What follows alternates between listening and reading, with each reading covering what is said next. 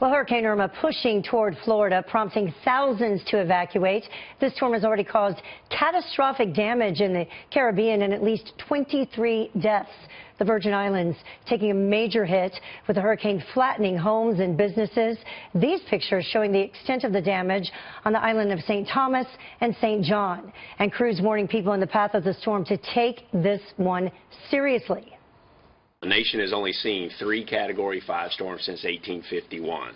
Labor Day storm of 35, and then you had Camille in 69, and you had Andrew in 92.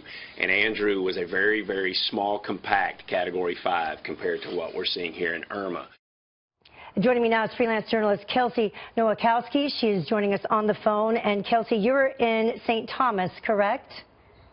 Correct. And good morning, Heather. Yes. Good morning. Right now I'm by the port down in St. Thomas, but I weathered the storm on the north side of the island. So you're one of those folks who decided to toughen it out. Is there a reason that you decided to do that? Were you not able to evacuate? Even if I had wanted to evacuate, there would have been no flights by the time that we realized it was going to really hit this hard. I have a cousin that's actually stranded here that tried to book a flight, and there were 2 flights left, or 2 seats left on one flight, and they were $6,000, and by the time she tried to buy one, they were gone. That's unreal when you hear those stories. Just absolutely wrong. Okay, so tell us what was happening as the storm was coming through. It was a Cat 5 when it went through St. Thomas. The wind started gusting about in the morning, 6 hours before it really slammed us. And it was loud. It was seismic. I was in a concrete structure, but we have a floor above us that was wood, and we could feel it bracing. There were a couple times we thought we lost our roof, actually, and we're ready to dart to the bathroom and hunker down. That's the safest place we could be. We were shaking when the eye was over us. We heard a noise that almost sounds like the noise that a movie makes when an alien ship is landing. It was. Everyone's ears were popping. The pressure of this thing is, all of us have been through hurricanes before that were hunkering down with me, but none of us have ever experienced anything like this. So you were in a concrete structure that was shaking? Yes. Wow. So when you were finally able to get outside, what did you see? Every power line down. We discovered we had new neighbors we didn't know, because this island is so lush. You have to imagine.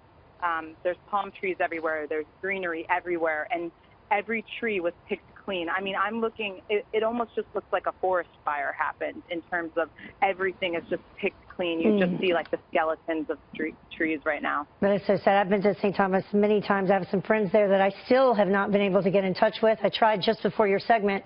We know that communications are down.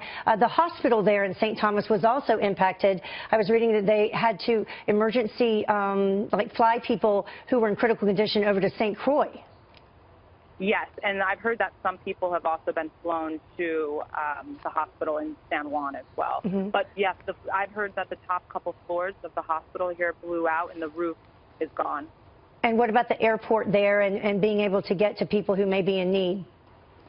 The airport is very damaged as well, but reports from some Customs and Border Patrol people I've spoken to here say that it should open on the 12th. But, I mean, that's going to be with makeshift control towers. People are just going to be boarding. They're not really going to be able to go into the airport. They'll just be boarding flights that are able to land after they clear the airport.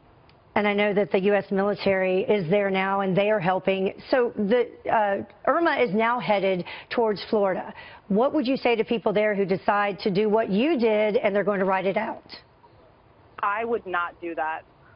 If anyone in Florida that is in this storm's path should leave. Florida's too flat. It's going to take on way too much water.